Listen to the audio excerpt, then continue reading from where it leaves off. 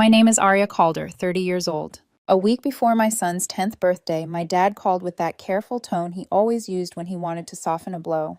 He said money was tight. They wouldn't be coming to the party. I pressed the phone tighter to my ear, trying to keep my voice steady. I told him it wasn't going to be anything big. Just a few friends at the park, some balloons from the dollar store, hot dogs on the grill. I said he didn't need to bring a gift, didn't need to spend a dime. Just come drink coffee, sit with us, be part of the day. He hesitated. My mom later sent a thumbs up emoji. My dad followed with a text. We'll see. I knew what that usually meant. I still held on to hope. The morning of my son's birthday, he sat at the table eating cereal, debating whether to bring his scooter to the park. I scrolled Instagram out of habit, not expecting to see anything that mattered. Then I saw it. A live stream. My sister's name flashing at the top. I tapped. The first thing I saw was a giant bounce house, bright red and blue, towering higher than anything I'd ever rented. Kids were shrieking with laughter, bouncing until they collapsed in heaps. The camera panned. My dad was carrying a tray of cupcakes with custom toppers, cartoon characters my nephew adored. My mom was tying balloons to a table stacked with gifts almost to her shoulders. It wasn't just a birthday party, it was a carnival. Clowns twisting balloon animals, a magician setting up, face painting, a photo booth with props, the kind of spread you'd find on Pinterest boards labeled dream parties. I froze, my son leaning over my shoulder. He saw them, saw the joy on their faces. He whispered, Mom, don't they need me? I couldn't answer. My hands trembled as I locked the phone and set it face down. Something cold ran through me. Not anger yet, but that sharp ache when excuses finally collapse and you realize they weren't careless. They were deliberate. My son went to grab his shoes, still holding the card he'd made for my dad. Crayon drawings, uneven hearts, a gift from a 10-year-old who just wanted to be seen. At the park, my husband kept the music playing, the grill sizzling. Friends laughed, kids chased each other. But in my head, I wasn't there. I kept seeing clowns and bounce houses, hearing my dad's voice from the night before. Money's tight. That evening, after the dishes were stacked and my son was asleep, I logged into our email, pulled up the PDF of the rent check we'd been sending their landlord for over 3 years. $950 every month, like clockwork. I snapped a photo of the file, typed a subject line, return to sender. No explanation, no warning, just that. I hit send. The next morning, I was in the shower when the pounding began. At first, I thought it was construction. Then my husband's voice, muffled through steam, saying it had been going on for 20 minutes. I stepped out, dripping, wrapped in a towel. My phone lit with missed calls. My mom, my dad, one from my sister. The voicemail preview from her just said, What the hell did you do? Then the sound that made my chest seize, a key turning in the lock. The chain held. The door jolted, but didn't open. For a second, I couldn't breathe. Years ago, when my son was a baby, my parents insisted on keeping a key for emergencies. I never asked for it back. My mistake. There was a pause, then a knock. Not gentle, firm, demanding. My dad's voice. Arya, we need to clear the air. I stood frozen in the hallway. My husband crossed his arms, silent, waiting. My mom's voice followed, soft, fake, concerned. Is your son okay? Are you okay? As if they hadn't been live streaming laughter 12 hours before, while my boy sat at our table, wondering what he'd done wrong. I dressed quickly, pulled my hair into a knot, and opened the door. They stood there, not sorry, not even sheepish, just uncomfortable. My mom held a pink pastry box, a plastic Party City bag dangling from her wrist. My dad stared at the porch floor. Why lie? I asked flatly. He looked up, defensive. It wasn't a lie, just poor timing. We thought you understood money's tight. It wasn't a real party, just a little celebration for the boys starting school. A little celebration? My voice sharpened. Clowns. A magician. A bounce house taller than the house itself. My son watched it live. He cried when you didn't show. My mom jumped in, her smile brittle. It's not about favorites, Arya. You're being too sensitive. We would have loved for you to come too. It wasn't exclusive. Exclusive. That word nearly made me laugh. They never invited us. Never even told us. Then my dad said the line that turned my stomach.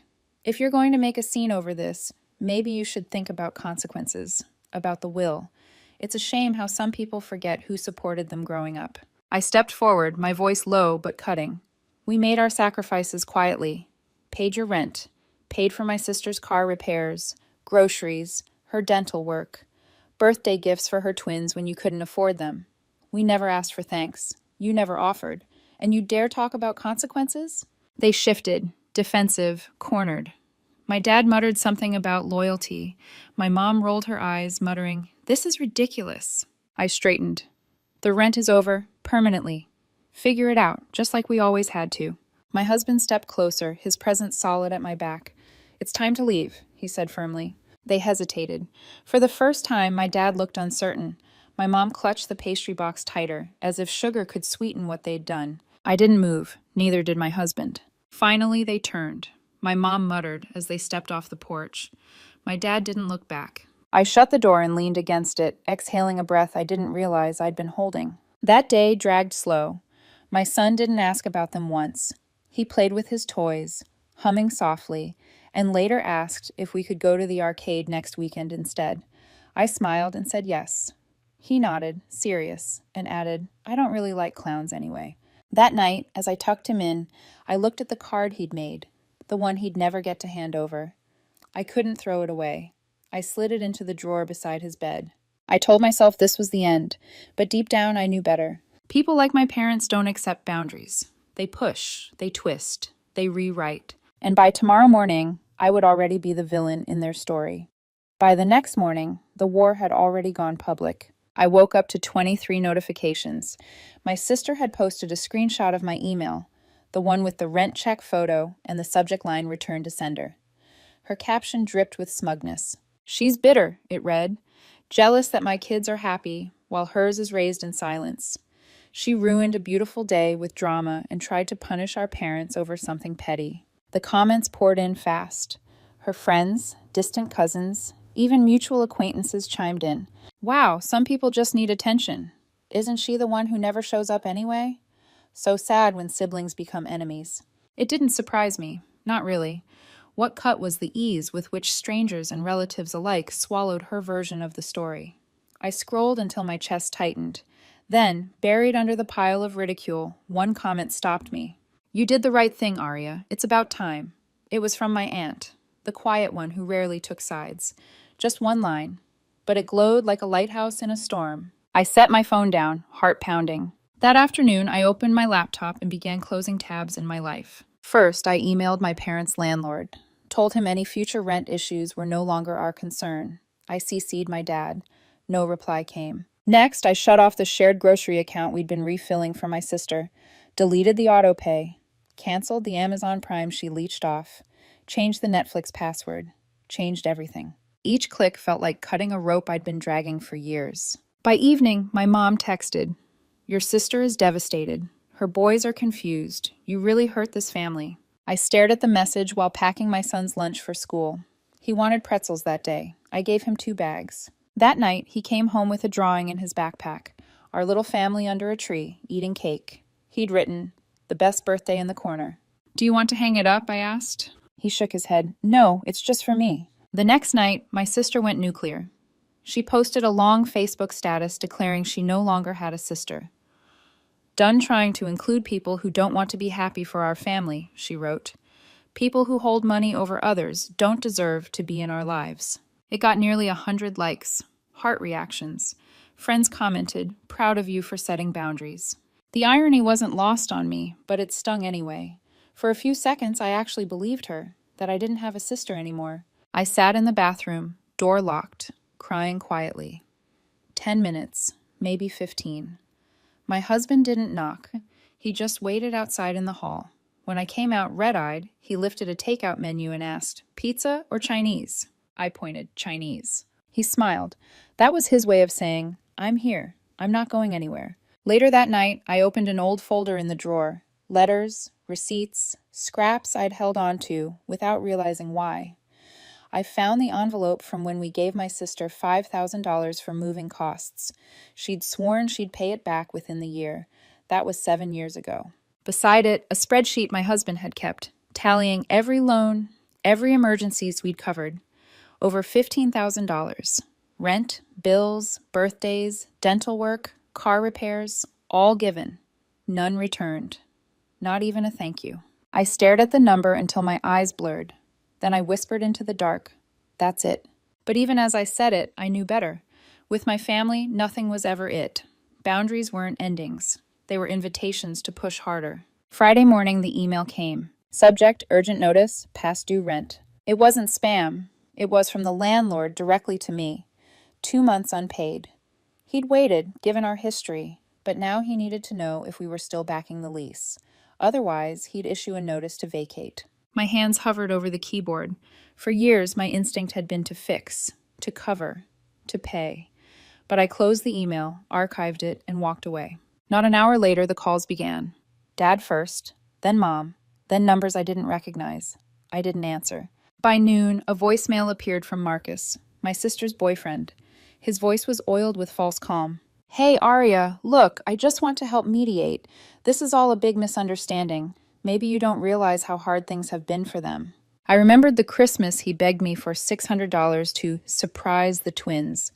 Promised he'd Venmo me back in a week. That was 3 years ago. He never did. I blocked him. Then came a call with no caller ID. I answered out of reflex. It was my mom. She didn't start with anger. She started with guilt. Said the boys were crying. Said my sister wasn't eating. Said this had gone too far. When I stayed silent, her voice shifted. Smooth, businesslike. She said she was willing to transfer me $1,000 right then if I could just cover this month's rent. Dad's trying to sell a few things, she added quickly. We've already moved heirlooms and furniture into storage. The china set, some furniture. It's not a big deal. We just need time. Something in me snapped cold.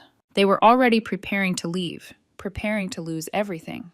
And only now, with the safety net gone, did they bother to say it out loud. Then she dropped the line that gutted me. "You owe us, Arya, for everything we gave you growing up." I hung up. No goodbye, no curse, just ended it. That night, when my husband came home, I told him everything. He didn't flinch. He just went to the hall closet, pulled out an old worn folder, and flipped to the last page. A number circled in red. "Our savings," he said. His voice was steady, firm. "It's enough. Let's buy a house. New district, new neighbors, new everything. Let them burn their bridges. We're not standing on the other side anymore." I couldn't even speak. I just nodded. For the first time in weeks, I felt like I could breathe. The house was quiet when the next blow landed. My husband had left early for a meeting. My son was curled on the couch, building a Lego police station, humming to himself when my phone buzzed again. Not a call this time. A message. From my sister. 2 photos, no words. The first was a receipt for a storage unit. 3 months prepaid, their names on it, an address across town. Proof of what Mom had hinted at, that they were moving things into storage, preparing to lose the roof over their heads. The second photo made my breath catch. A crumpled sheet of yellow legal paper, scrawled in my dad's unmistakable handwriting. The photo cut off at the bottom, but the opening lines were clear. "Arya, if this is goodbye, then there's something you never knew. Your sister's first birthday.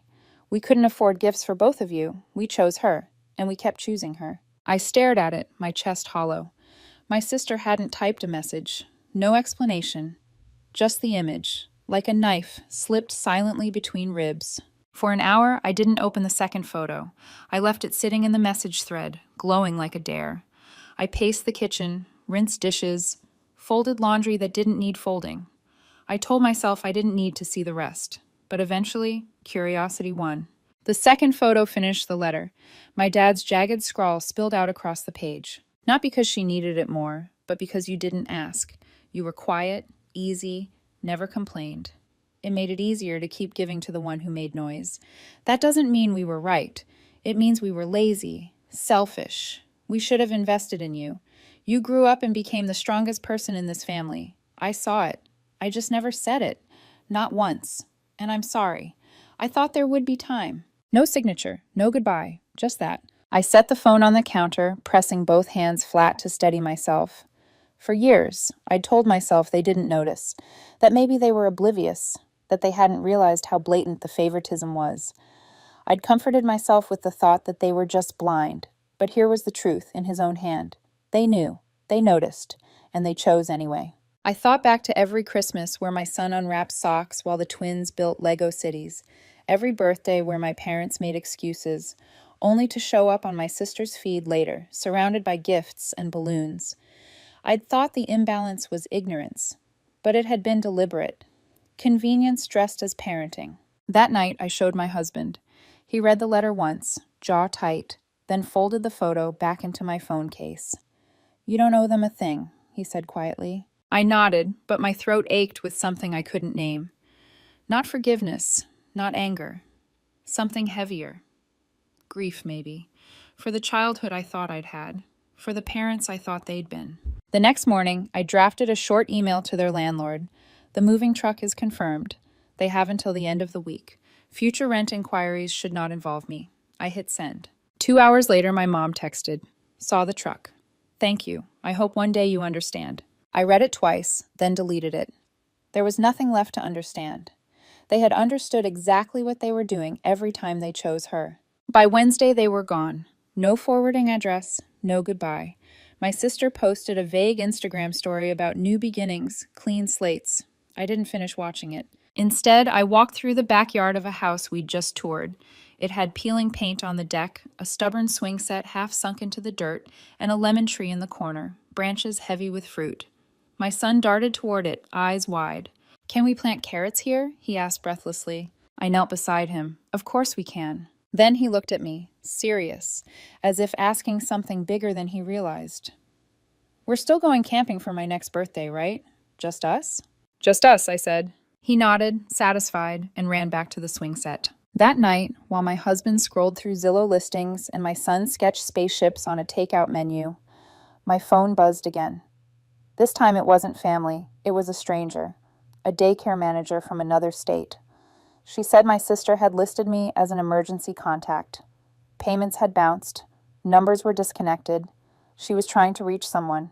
I stared at the message, the lemon tree still vivid in my mind. Then I typed back politely, "I'm no longer in contact. I can't help." I thought that would be the end of it. But karma has a way of circling back, always knocking one more time. I thought the message from the daycare manager would be the last ripple, a reminder that my sister's world was crumbling 3 states away, far enough that I could hold my boundaries without guilt. But karma isn't neat. It doesn't tie bows. It shows up on your doorstep when you least expect it. It was a Thursday evening, the sky streaked with orange, when a knock rattled our front door. My husband opened it, expecting a neighbor. Instead, there they were. My parents, my sister, her boys, all of them. They looked wrecked. My sister's mascara streaked her cheeks, her hair pulled back in a hasty knot. My mom clutched a duffel bag so stuffed the zipper had split, as if she'd swept her life into it in under 10 minutes. My dad stood behind them, shoulders sagging, eyes fixed on the welcome mat. He couldn't even meet my gaze. For a moment, no one spoke. My son peeked from the hallway, clutching his Lego spaceship, wide-eyed at the sight of his grandparents on our porch. Finally, my sister's voice cracked the silence. "We don't know where else to go. I made a mistake. I'm sorry." The words tumbled out, desperate, but something was missing. She didn't say, "I was wrong." She didn't say, "You didn't deserve this." Only, "You don't understand what it's like." I tightened my grip on the door frame. "You're right. I don't understand. I was never given the chance to fall apart. I was expected to hold everything together while you were handed everything." My mom stepped forward, hope flickering in her eyes. "Aria, please, the boys—" My husband moved beside me, his presence solid. He didn't raise his voice. He just said, "It's time for you to leave." My dad stayed silent, his gaze pinned to the ground. It was the silence of a man who knew he had nothing left to defend. My sister's boys shuffled their feet, confused, their sneakers scuffing the porch. My sister tried one last time. "They miss you. They love their cousin." My chest ached, but my voice stayed steady. "I forgive the debt," I said quietly, "but not the damage." And I closed the door. There was no knocking this time, no raised voices, just footsteps retreating into the night. I stood there for a long moment, forehead against the wood, listening to my own heartbeat. My son came up beside me, small hands slipping into mine. He didn't ask questions. He didn't need to. Later, when I tucked him into bed, he whispered, "We're still going camping, right? Just us?" "Just us," I repeated. That night, sleep didn't come easy. I lay awake replaying their faces, my sister's desperation, my mom's pleading, my dad's silence. But the image that lingered most was my son's steady hand in mine. That was the anchor. That was the reason. By the weekend, the moving truck came for real. I saw it parked outside their old apartment, piled with boxes and cracked furniture. I forwarded the confirmation to their landlord. Then I shut my laptop, poured coffee, and walked outside. The lemon tree in our new yard had started to bloom, sunlight glinting off its glossy leaves. For the first time in years, I felt something close to peace. Not victory, not revenge, just peace. But deep down, I knew the story wasn't over. With my family, silence never meant closure. It meant regrouping. It meant they were already writing the next chapter, and I had to decide whether I'd ever read it. The week after they left, the air in our house changed. It was subtle at first. No buzzing phone on the counter, no voicemails thick with guilt, no passive-aggressive comments bleeding through group chats. Just quiet. For the first time in years, the quiet didn't feel like waiting for the other shoe to drop. It felt like freedom. We moved into the new house a month later. Fresh paint still clung to the walls, the kind of sharp smell that meant beginnings. My son had his own room now, decorated exactly the way he wanted, glow-in-the-dark stars on the ceiling, a bookshelf full of space books, and a poster of a robot riding a dinosaur. He never once asked about them. Not his grandparents, not his aunt, not the cousins he used to share cake with. He seemed to understand, in that uncanny way children sometimes do, that silence is safer than questions. The lemon tree in the backyard bloomed in late spring. My son planted carrots in the patch of dirt beside it. When the sprouts came up, he tugged one from the ground and washed it like a gold nugget in the sink. "It's weird," he said, "how you can grow something from nothing." I smiled, but my throat tightened, because that was me, growing something from the nothing they'd left me with. In August, an email came from a debt collector. Not for me, for my sister. Apparently, years ago, she'd listed me as a backup reference. They were trying to find her. I replied politely, stated we were no longer in contact. The collector thanked me, and that was the end. Just another thread snipped, one more tether gone. Some nights I wondered what story they told now. Maybe that I was cruel, ungrateful, selfish. Maybe they said I'd turned my back on family. Let them. I'd spent too long carrying the weight of their version. A few weeks later, I sat on the back steps with my husband, sipping coffee while the sun broke over the fence. The yard glowed gold, the lemon tree swaying gently. My husband reached over, squeezed my hand, and said something simple. "You don't owe anyone your peace, Arya." The words sank deeper than any apology I'd ever wanted from my parents, because that's what I'd been giving away all those years, my peace. Every rent check, every bailout, every birthday overshadowed by another child's bounce house. I gave it until I didn't know what peace even felt like anymore. Now I notice everything. The sound of my son's laugh echoing through his new room. The hum of our house at night when everyone's asleep. The way my husband brushes past me in the kitchen and taps my hand just to remind me he's there. Small things. Quiet things. People assume when you cut off family, it's dramatic. Slamming doors, screaming matches, final words shouted in rage. But the truth is, the real ending is quiet. It's in the things that don't happen anymore. No more waiting for texts that never come. No more bending over backwards to hold together a fake peace. No more pretending. Almost a year has passed since that door closed on them. Sometimes sadness still visits, like a guest that overstays. On birthdays, on holidays, in the moments when my son asks something kind and I wonder who he learned it from. Certainly not from the people who raised me. But even that sadness fades, slowly, like bruises. I don't know where they are now. I don't know if they remember the letter or if they regret the words they wrote. We chose her, and we kept choosing her. I don't know if they tell themselves a different story, one where I was the villain who walked away from love. Maybe they believe it. But here's the truth I've learned. Sometimes you grow up thinking you're hard to love because no one ever loved you the way you needed. The truth is, you were never the problem. They just weren't capable. And once you understand that, you can finally put down the weight. I did.